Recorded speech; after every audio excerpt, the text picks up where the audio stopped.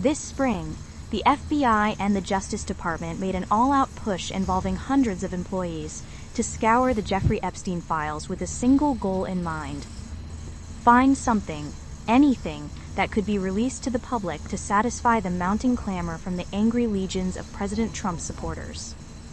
But after devoting countless hours to the project, working at times around the clock, searching databases, hard drives, network drives, cabinets, desks, and closets, the Bureau and the Department finally acknowledged this month that they had little to show for their efforts. They came to realize, for instance, that there was no specific client list, which previous investigators had known years ago. Those conclusions, announced in a memo earlier this month and then repeated this week in a statement by a Justice Department official, capped a frenetic scramble to sort more than 100,000 pages of materials related to Mr. Epstein, the disgraced financier who died in prison 6 years ago, awaiting trial on sex trafficking charges.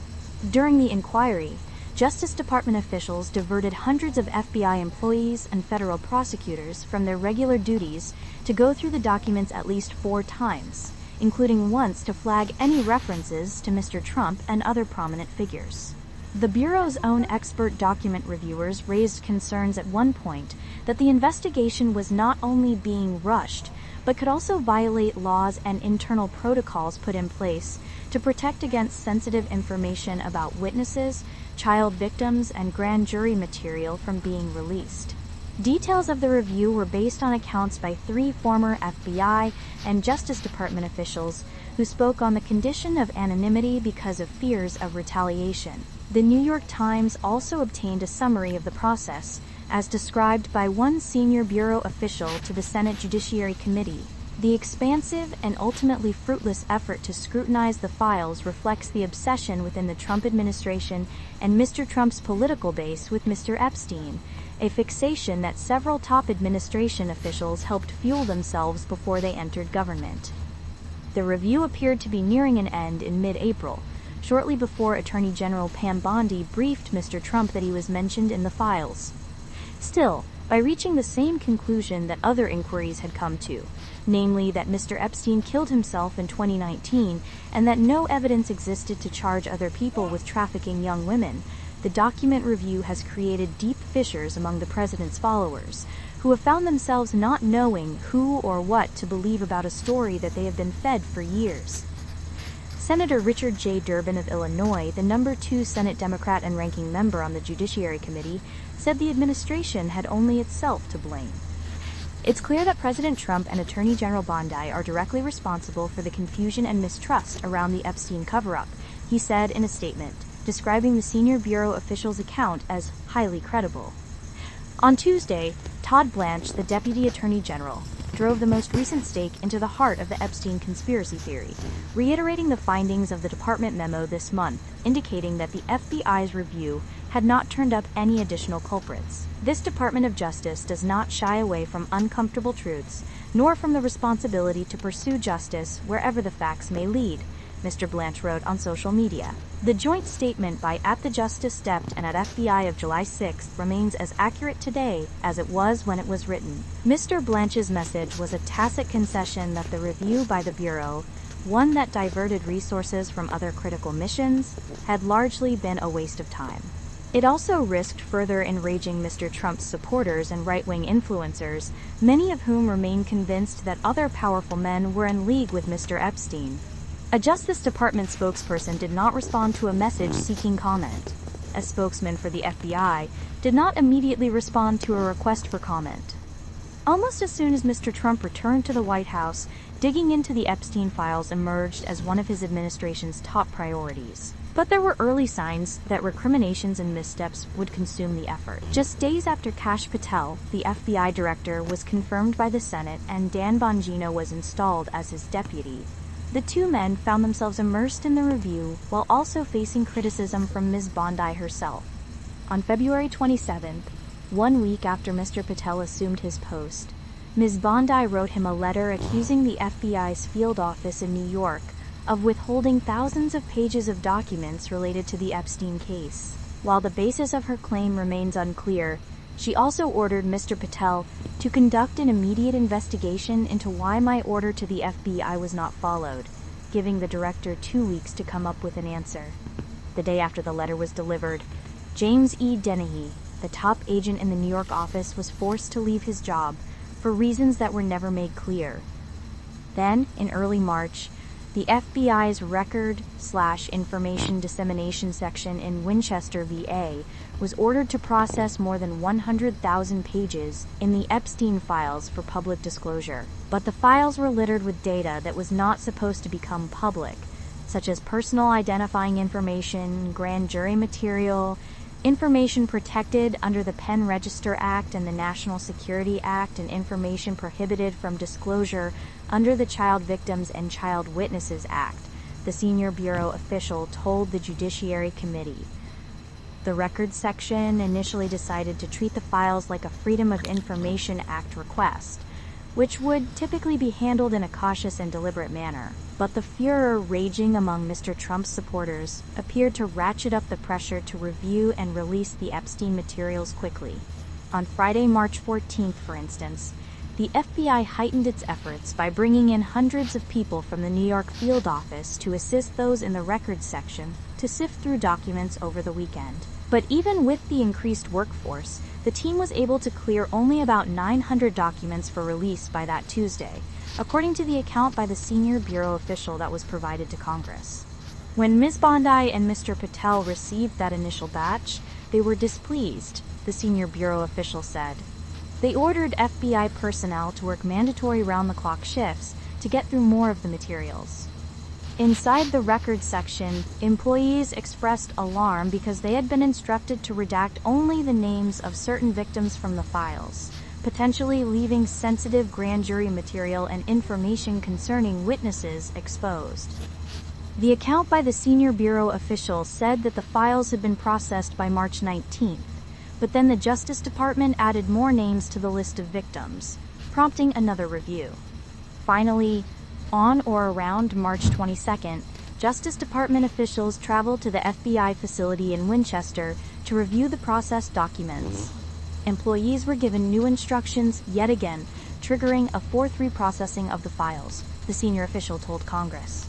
After the FBI finished its review of the files, the materials were handed over to a team of dozens of Justice Department lawyers who were given the job of double-checking the Bureau's redactions to ensure that neither too much nor too little information was disclosed, according to a person familiar with the process. The lawyers, drawn from multiple divisions from within the department, sat at their desks beginning in late March or early April, reviewing documents for the better part of 2 weeks, the person said. The review process was led by officials in Mr. Blanche's office, who set a grueling pace and urged the lawyers to work as quickly as they could. Among other tasks, the lawyers were instructed to flag any mentions of Mr. Trump and other celebrities, including former President Bill Clinton and Prince Andrew, in the documents, according to one of the former officials familiar with the process. The references were recorded in a Microsoft SharePoint online collaborative file. By mid-April, the department's review had been largely completed, the person said. Not long afterward, Ms. Bondi briefed Mr. Trump on the status of files, revealing that his name was in them, among others. It remains unclear how significant the references to Mr. Trump were, and simply being mentioned in the files is not an indication of wrongdoing. Representatives for Mr. Trump have said that any suggestion that the president was engaged in wrongdoing related to Mr. Epstein was fake news, and have often pointed out that Mr. Trump ejected Mr. Epstein from his club, Mar-a-Lago, for being a creep. Still, by mid-May, Mr. Patel and Mr. Bongino, who as a podcaster had spent years hyping the Epstein files, began what appeared to be a media campaign intended to tamp down expectations about what the records contained. You know a suicide when you see one, and that's what that was. He killed himself, Mr. Patel told Fox News on May 19th, adding, "I've seen the whole file." A few weeks later, Mr. Patel appeared on Joe Rogan's podcast. "We've reviewed all the information, and the American public is going to get as much as we can release," Mr. Patel said. He killed himself. Do you think?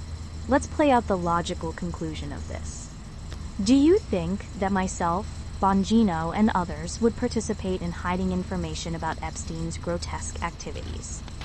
None of this was new or surprising.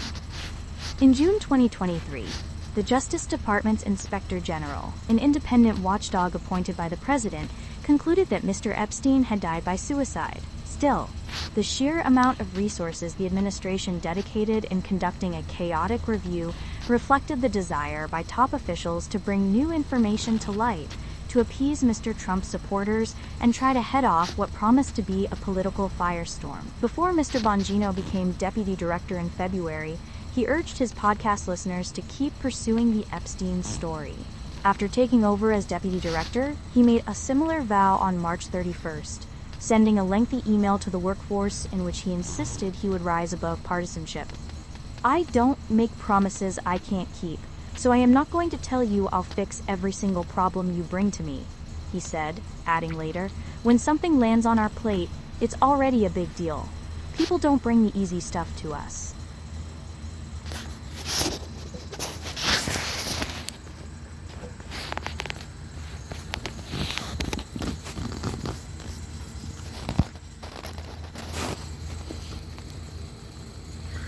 With that being said, ladies and gentlemen, Bongino and Patel, as well as Bondi, they're all three pretty much lying, because Trump specifically campaigned mainly on releasing the Jeffrey Epstein files, as per what the American people wanted, at least for the ones that voted for the dumbass. But now all of a sudden there's no Epstein case? I mean, come on, seriously? Ridiculous. That is going to do it for this legal breaking reporting video analysis update. If you did enjoy this legal breaking reporting video analysis update, please firstly like, comment, share, subscribe, and enjoy. Secondly, if you would like to make sure you're always up to date on all the things legal breaking reporting wise on the side of politics, please follow me on my social media, so it'll be linked down below in the video description.